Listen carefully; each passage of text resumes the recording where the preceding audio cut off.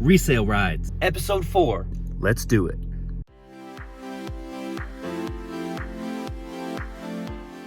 Well, I'm still on my 5-day trip to Illinois. This will be day 3 of this trip. Gonna go out to the Bloomington Normal area today and hit up all their pawn shops, their family videos, and see how much stuff I can come away with. So let's go.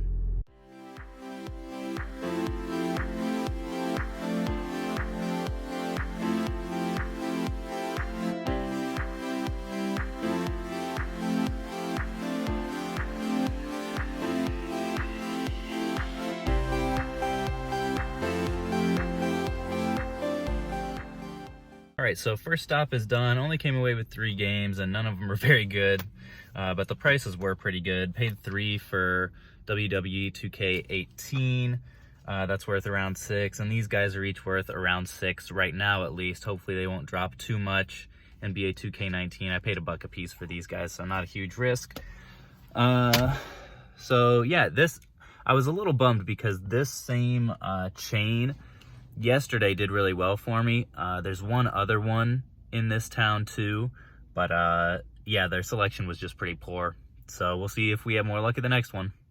Wanted to also respond to a question that I got last night on Instagram, which was, when I'm sourcing, do I look primarily for popular name brand titles like Pokemon, Mario, Zelda, and if I recommend looking mostly for those? And the answer to that is, honestly, I don't buy as many of those. I think that's because one of 2 things happens when they come into the pawn shop. Either the pawn shop will recognize that they're highly desired and price them pretty high, or if they're underpriced, people will buy them very quickly. So you'll see, I mean, I got a couple yesterday.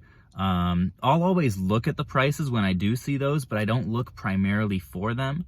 I like looking for games that have value that fewer people know about. So a good example would be like Japanese RPGs.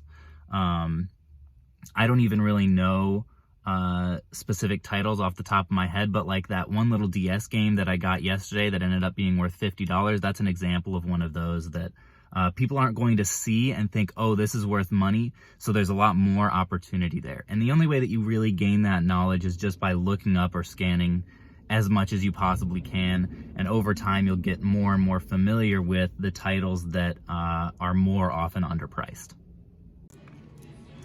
Well, as you saw, the selection at stop number 2 was pretty much just as poor as stop number 1, but did manage to come out with this pink 3DS for $40 out the door.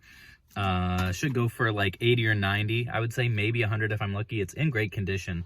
And it has this thing attached to it as the stylus, like this medieval torture device, I'm pretty sure. So that was interesting. And the stop had some popcorn. So I would say overall a big win, even though their selection kind of sucked. So only have 2 more pawn shops to go to in Bloomington, and then 4 family videos, and then I'll be done.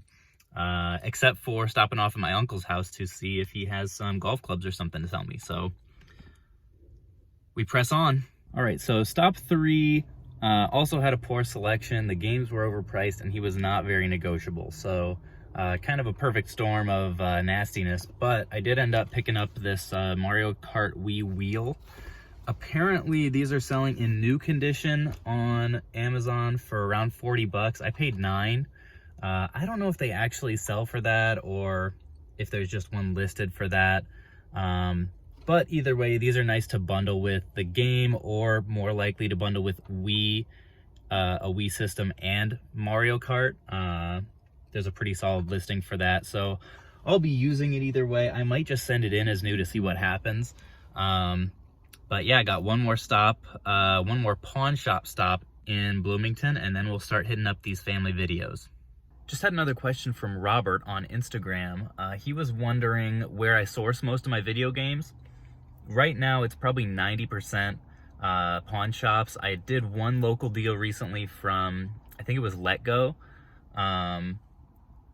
All the thrift stores around me, all of the Goodwills, I'm pretty sure are selling their video games online now. Maybe they're not, but I have not had much luck at all sourcing video games there in my area. It may be different in other parts of the country, but yeah, pawn shops are pretty much my go-to, especially in the winter. During garage sale season, I'll do a lot of garage sales and buy as many video games as I can there. But the competition is pretty steep, so you have to really be consistent. You have to ask everywhere you go if they have video games. But yeah, you'll start seeing more and more of that as the weather warms up and my area starts having garage sales again. Well guys, the pawn shops in Bloomington have been pretty poopy. Came out of that place. They also had high prices and did not negotiate well. Managed to find a few things. I got this PlayStation navigation controller that they had at $4. Should get about 10 for this guy. A 4-port USB hub. Anytime I come across like little new things like this that I can just scan and check on, I'll take a look. Paid $6 for this guy. He's worth about 11. And then I got Dark Watch for the PlayStation 2. Doesn't have the manual, unfortunately, but should still bring about 26 bucks, and I paid 10 for this guy. So it was the only really underpriced game that I could find there.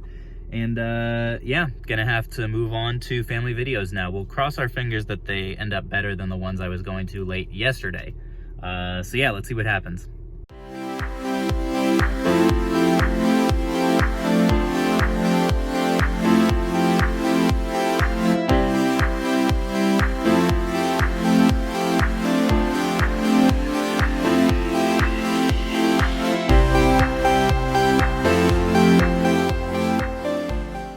Well, just 3 games from that family video. You know, it's fine. But she did tell me that one of the other locations in town is kind of clearing out some of their games, so hopefully we'll find some decent deals there.